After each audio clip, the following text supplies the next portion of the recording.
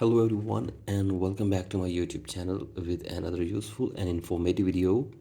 So guys, in this video I'm going to show you how to fix iPhone is findable but won't turn on your Apple device. So guys, if you're trying to turn off your Apple device but the message is showing up that your iPhone is findable after the power off, here I will show you what the reason is behind this. So guys, basically if you turn on Find My on your iPhone, and if you want to turn off your device, then it will show you the message that says your iPhone is findable if it is powered off. So guys, basically this is a security feature.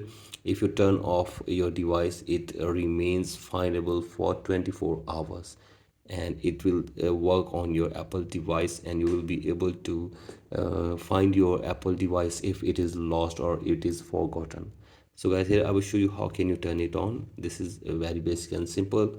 Open your profile and then scroll below and go to Find My, and after this you have to simply tap on Find My iPhone, and once you're here you have to simply turn on Find My iPhone.